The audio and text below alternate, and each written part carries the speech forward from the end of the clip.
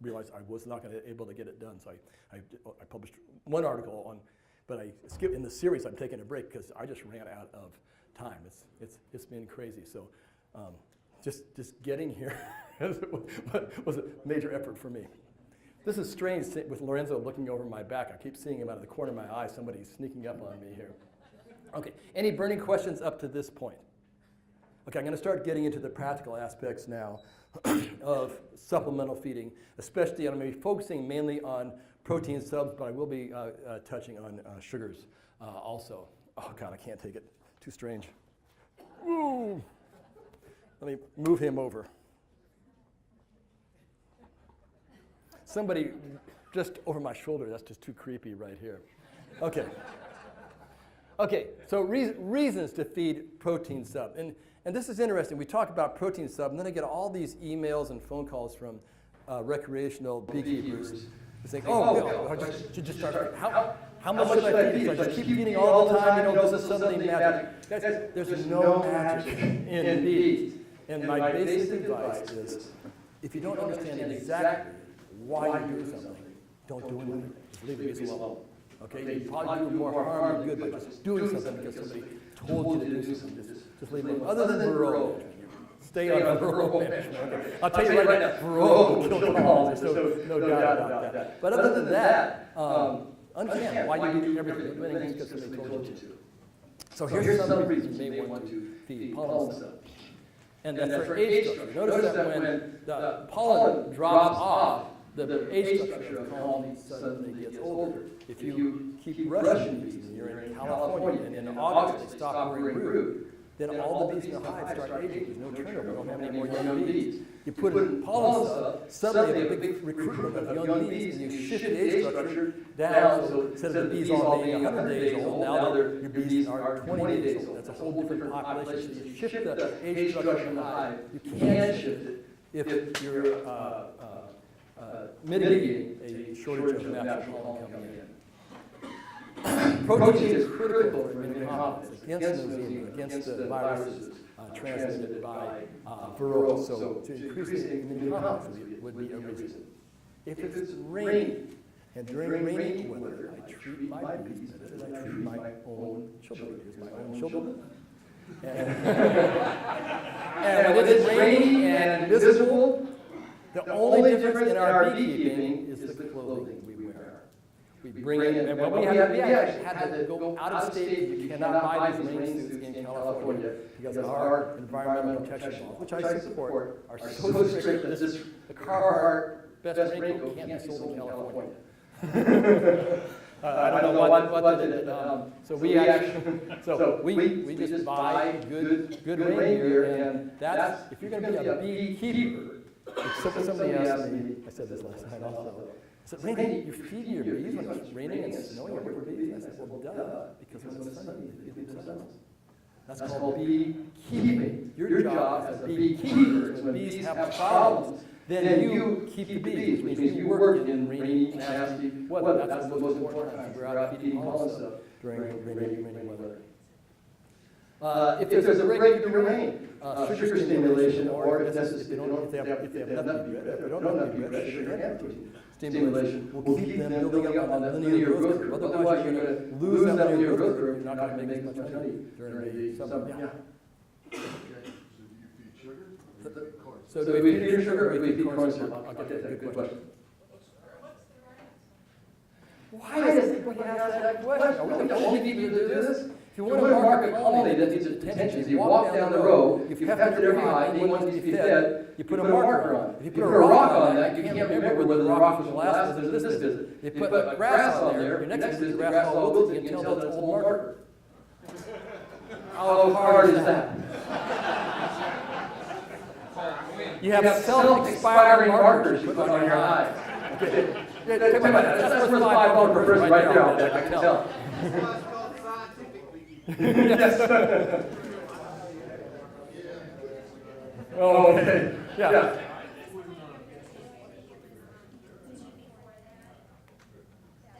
Okay, rejuvenate, immunocompetence during wet weather, anytime there's immunocompetence. Okay. if you get pesticide stress, you're going to lose some bees, okay? So you feed them, you grow more. This is old stuff. You look back at the old literature back in the 60s and stuff, 70s, when pesticides were really a huge issue. Do you think pesticides are an issue now? You guys have no idea how pesticides used to be an issue for bees. I mean, whole yards would be an inch deep in rotting bees. It was terrible. I mean, we don't have any kind of issues like that anymore. It's a rare issue to get a severe bee kill with pesticides. Anyway, all the literature said, man, you get pesticide kill, give them protein, because they got to recruit a whole new generation of bees to take care of them. It also helps you just deal with pesticide stress. Between nectar flows, you got the pollen coming in, so you have, like in California and Nevada, we get times when there's pollen coming in, there's no nectar coming in. This is not very stimulative towards the pollen, it's a little nectar to keep them stimulated, to keep rearing brood. This is June, during our drought. Normally, June, I mean, we're making honey, good honey. I put yards out there, and the weather is clear, the weather is nice, but there's so little nectar coming in that we had, I go out to yards, it's like a pesticide kill. We don't have pesticides in my area.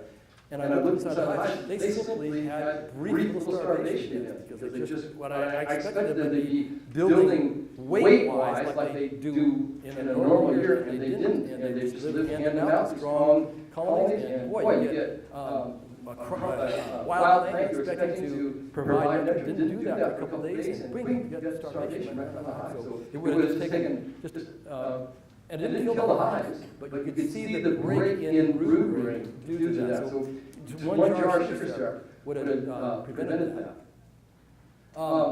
If you got paid pollination coming up, you got a honey flow coming up. If you want to build your colonies up, there's not enough natural forage coming in. Feed them at that point. Takes about 60 days. Once the brood is established to reach high maximum populations, linear growth curve. Any time there's a break in there due to rain or lack of protein availability. Protein. Test. I told you. That mustache did. Yeah. Oh, God, that's working. What'd you do? Don't you hate that when you pick something, you have no idea why you did it? And then you have, like, get in the truck for a long drive. Takes 60 days. Oh, God. Come on. Yeah. No, I do. Otherwise, You have the wireless. Is this the one? Yeah, let's just use that. Okay, I can go with it.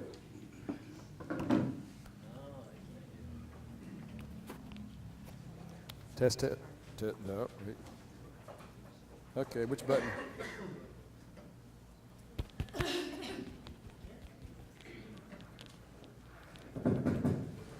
Okay. Let me make it closer here. When you get when you get filmed for TV or a movie, the IT person takes this cord and it has to fish it all through your clothing and stuff. So it's a different experience. Yeah. It is. Barely on. You can't hear me. Test. If I keep it right next to my lips. Not that close, right? How about right there? Okay, so remind me if you can't hear me. Okay, it takes us 60 days for the colony to grow, so if there's a break anywhere in nutrition, it will not grow, it will not reach that maximum population it could.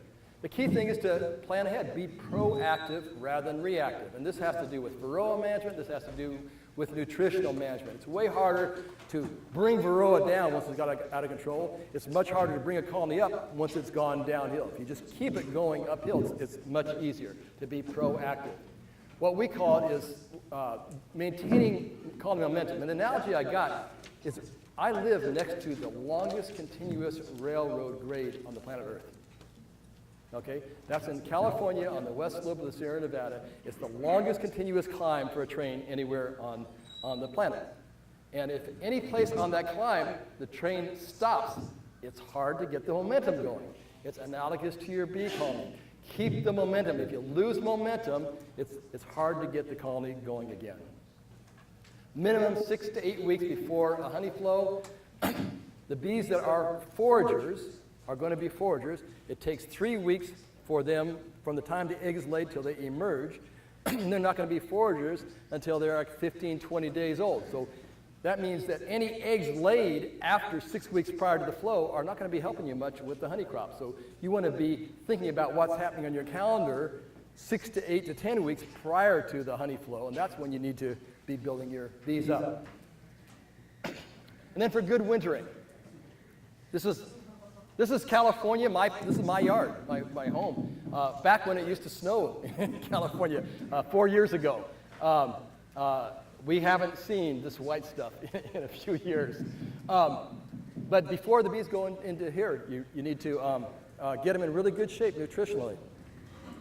Ooh, wow. Okay. Too loud. Okay. I'll talk a bit softer. You might want to find the off switch and hit the off switch on that one. Thank you. What you want to see is when the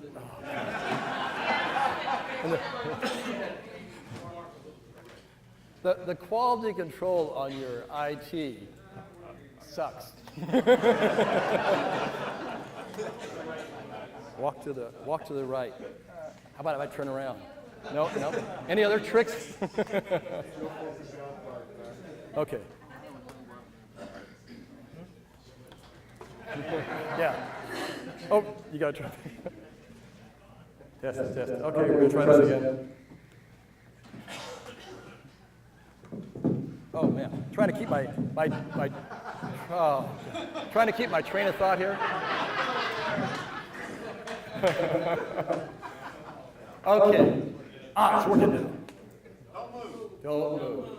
That's easy to say, but that's really hard for me to do.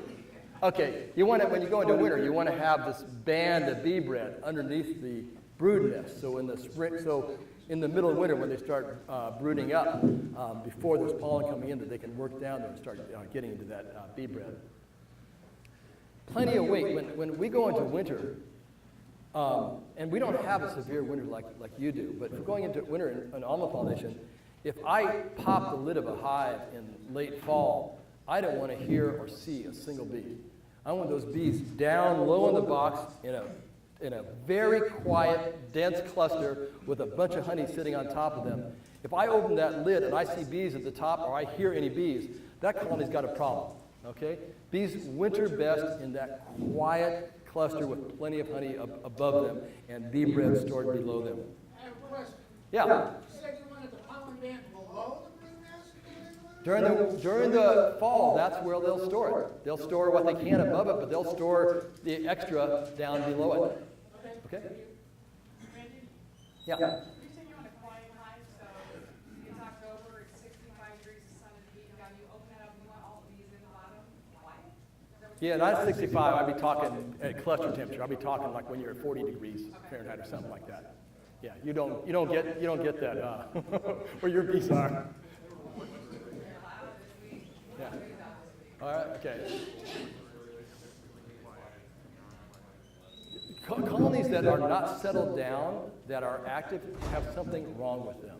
Okay, and we see that. So, just a happy, quiet hive. Those turn into big colonies going to almonds. Okay, they build up well. Crowding on pasture. Okay, I was in Spain. There's been huge bee losses in the like 2006, 2010, 12, when we were having CCD here. They were having massive losses in Spain. And I was wondering why that was. And there's several different researchers in Spain who I communicate with, and they don't all agree with one another. So I downloaded some data on the stocking rate of colonies there. And what happened is Spain had a government program where if you were a commercial beekeeper, they would subsidize you. But to be a commercial beekeeper, you had to have over 450 or 500 colonies or something like that. And what happened is a ton of people said, oh, I'm going to go into the bee business. And out of the gate, they start with the 500 colonies, and you just set down an extra 500 colonies there. And I asked one of the researchers that, the carrying capacity of your land does not seem to be enough to support that number of hives. And they said, yeah, they're all just starving all the time. Oh, yes, in that conditions, you're going to have high colony losses. You don't have to blame it on anybody other than the damn beekeepers themselves for putting too many hives on pasture. If you put too many livestock on a pasture, you're going to have to bring in supplemental feed. This is typical for most commercial hives from about now until they almost start blooming in California. They're put in large holding yards. This would be a tiny holding yard. Nothing out there to bloom.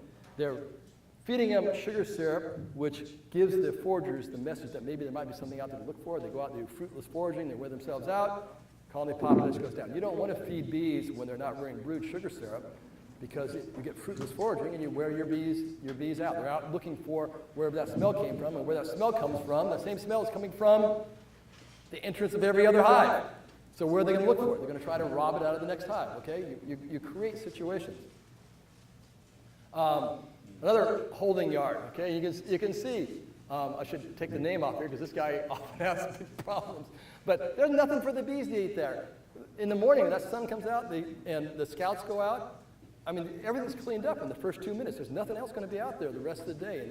And there's places in California where you can throw a rock and you can hit 20, 30,000 hives by throwing a rock. It's just, we set up these situations. And in those situations, the beekeepers get around it by supplementally feeding protein.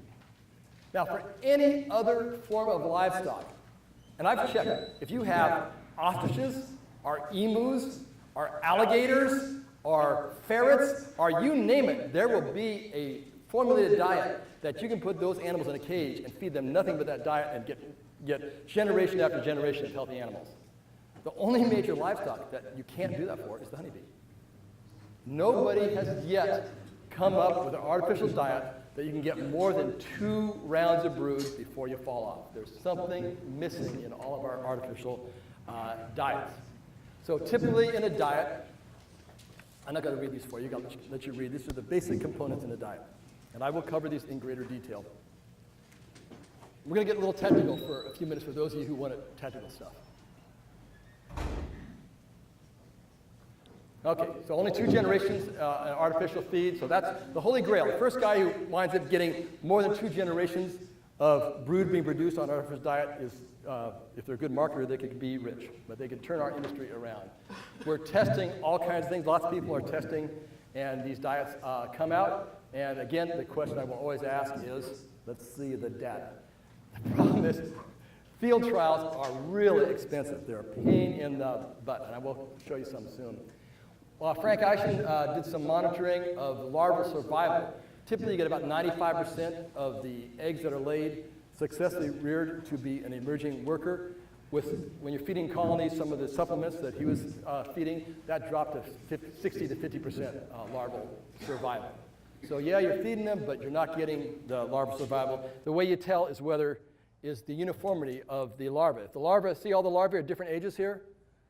The reason they're different ages, even though there's a larva in every cell, they're dying. This is telling you have high larval mortality.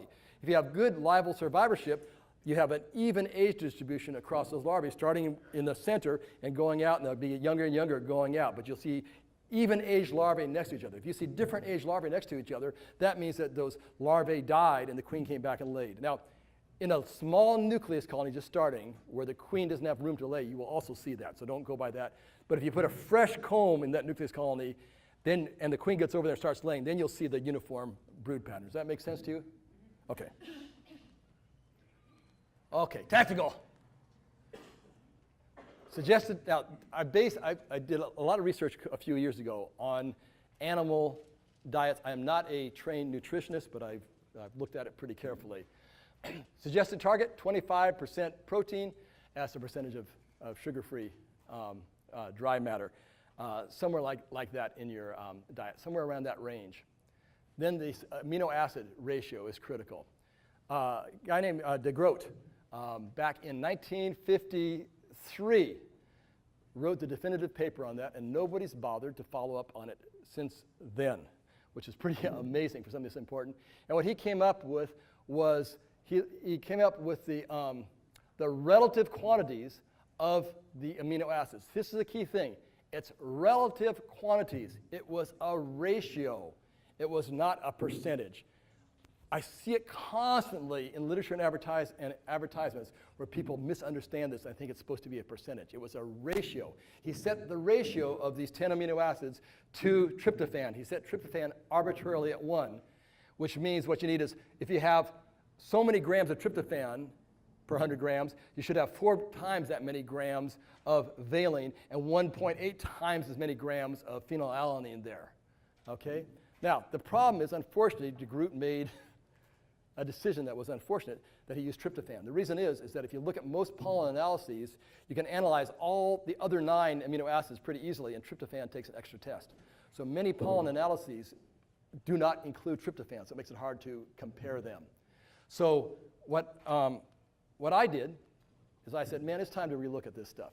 So I took these ratios here, and I use histidine, which is as the target amino acid, and set the ratios relative to histidine. So that doesn't make any difference. It's just a different way of looking at it. So I could include data that did not have tryptophan in it.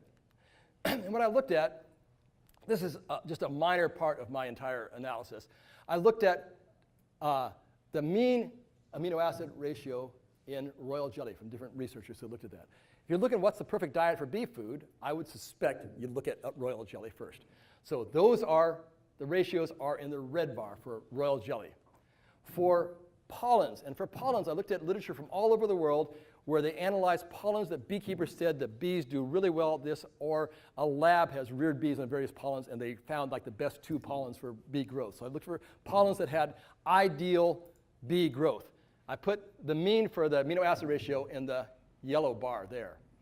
Now, bees are not that unique. They're living organisms. And when I looked at all the different animal nutrition studies, not only for vertebrates, but for invertebrates, for snails, for oysters, for other things, it's the same for almost every other organism. They all have the same amino acid ratio in those proteins.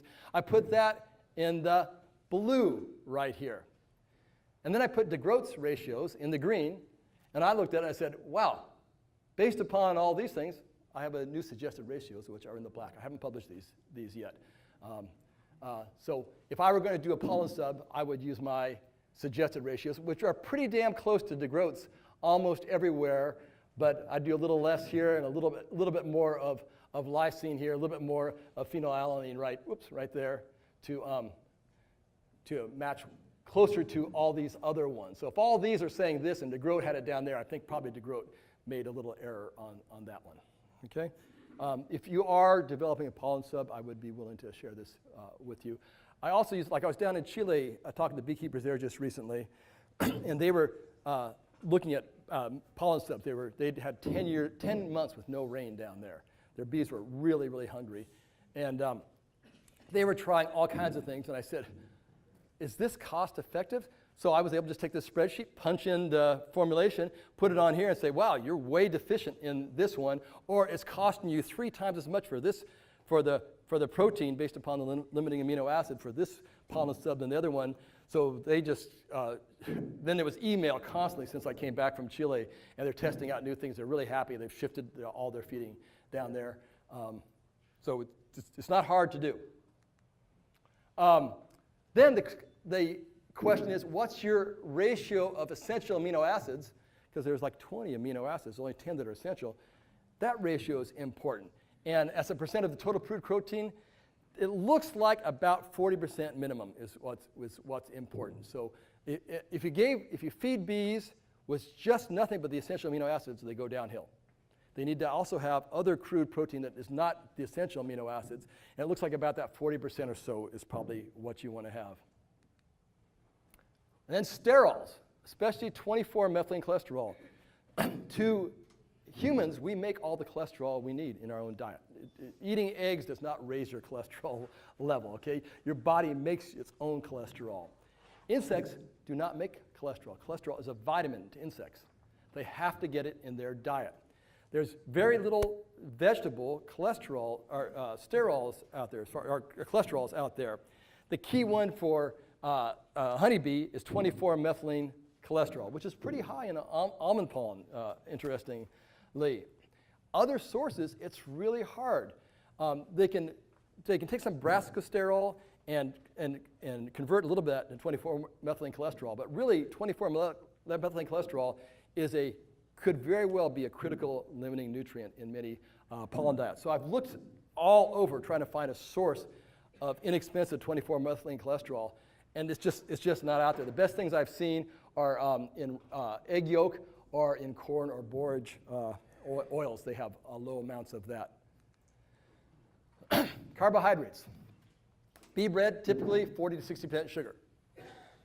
I'm guessing that's probably what we want to do. If you don't know better, mimic nature. Listen to the bees, okay?